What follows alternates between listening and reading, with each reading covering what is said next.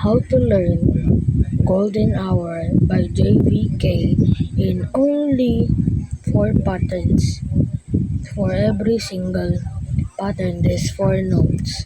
So you'll learn this very easily. First, we're gonna show how to play the intro. Then I will teach you how to play it step by step.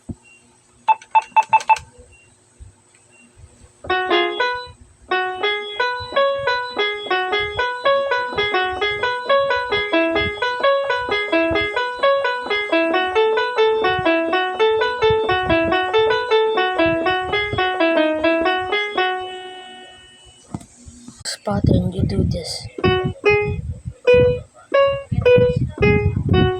Repeat that. Then second pattern, you move down to E.